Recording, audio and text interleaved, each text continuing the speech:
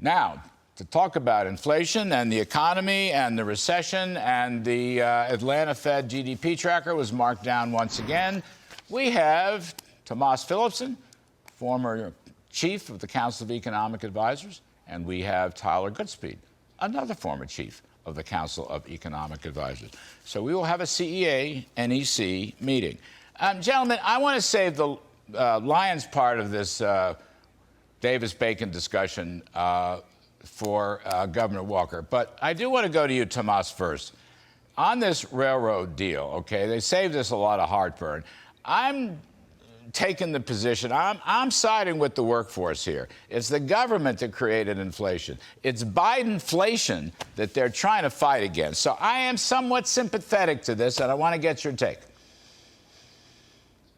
Well, it's true that it's getting entrenched. This is the definition of entrenched inflation, right? Once you expect that they're going to demand higher wages to compensate for it.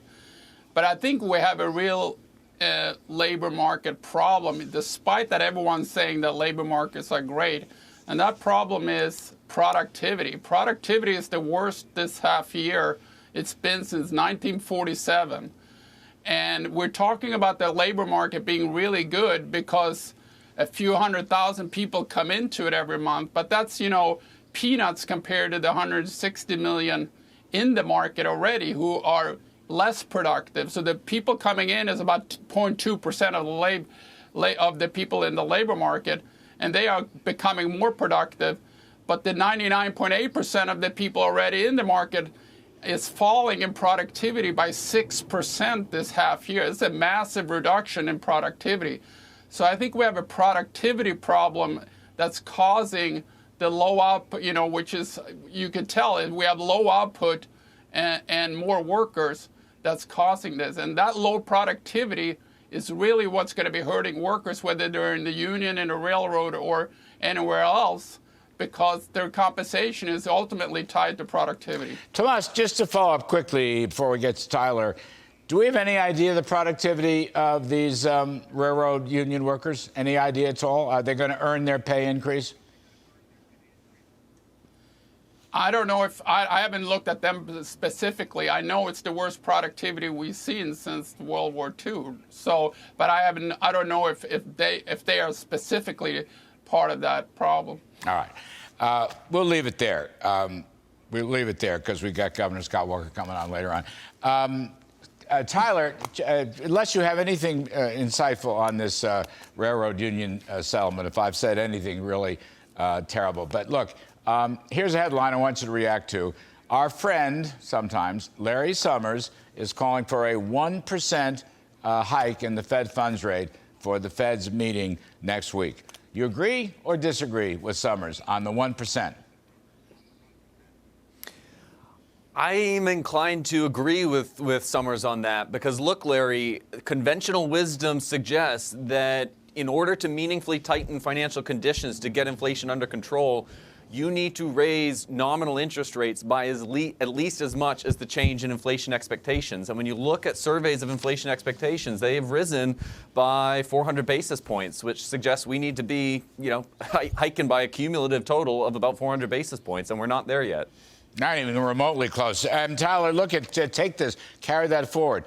What's to say, given your logic here, what's to say the Fed shouldn't raise the Fed funds target by another percentage point in November and another percentage point in December? I mean, isn't it going to take, the Cleveland Fed median CPI is now, 6.7%, I think, something like that, 6.7%.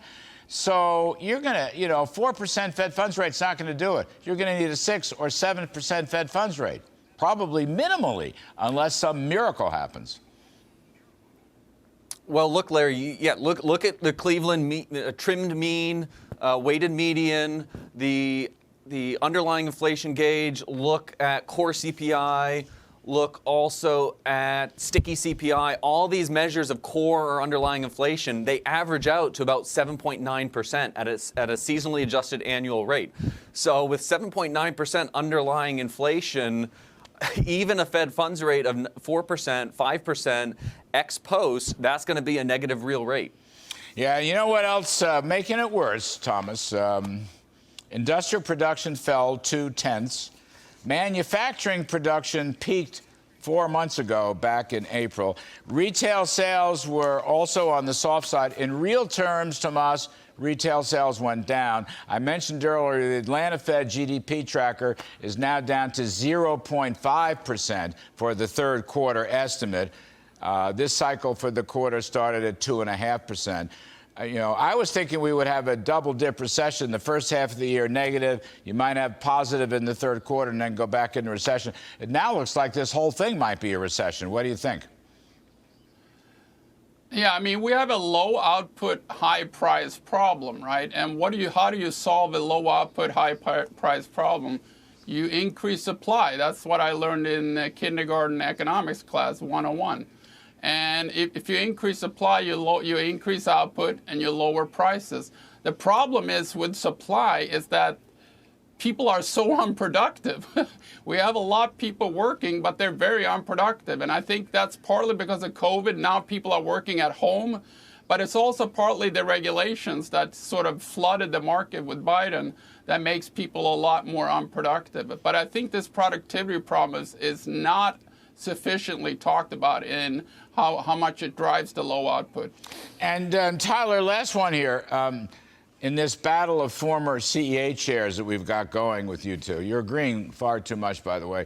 Tomas has written a piece saying that subsidies only feed inflation. Subsidies feed inflation. You think he's right? Feel free to disagree, by the way, Tyler, but do you think he's got this right?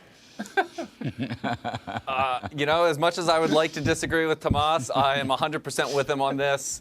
And yeah, all a subsidy does is it introduces a wedge, and it stokes demand. And actually, for those not receiving the subsidy, it means a higher price. So subsidies are not a solution to high inflation at all. They're counterproductive. And Tomas, going to give you the last word on something else you wrote about. Joe Biden has got this cancer moonshot, and we all want a cancer moonshot, no doubt. But how are drug price controls going to help this cancer development? Well, it's not going to help it. So he's basically turning the war on cancer into a war on cancer patients currently, because what has happened is that the price controls in the Inflation Reduction Act is going to basically reduce cancer R&D by 9 times as much, we found in an earlier study this year, 9 times as much as the moonshot will increase the R&D. So we're going to see a lot higher mortality for cancer patients coming forward. That is a tragedy. That is truly a tragedy. Look, fellas, I tried to drive a wedge. You wouldn't let me. You agree on everything. It's really something.